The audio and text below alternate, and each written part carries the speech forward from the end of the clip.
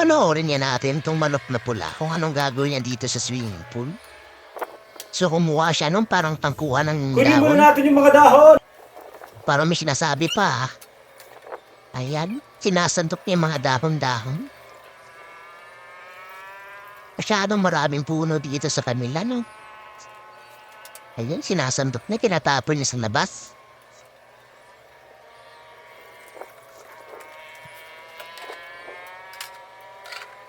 Ayan, tinanggal niya. Sabat na natin yung vacuum. Katapos kinabit niya yung pang vacuum.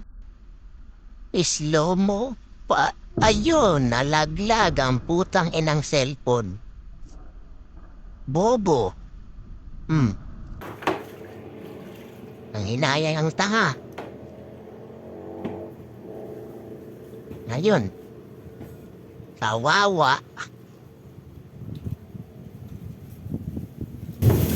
Aba, Nabasa ang parang cellphone. masaya pa ang animal. So nakamove on siya agad sa pagkakalaglag ng cellphone niya. Biglang nawala. Bumalik. Ayun, nag-vacuum na. Time-lapse.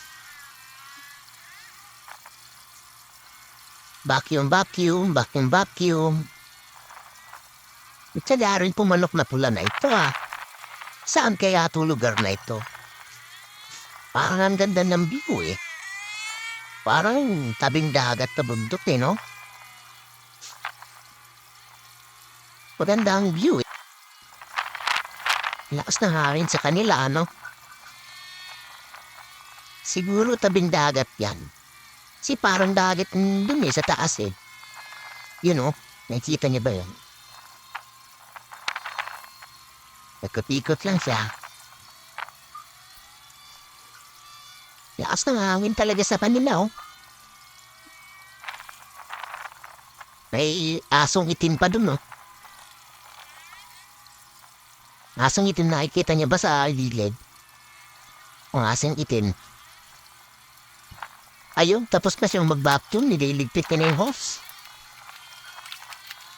Ayun, pinatay.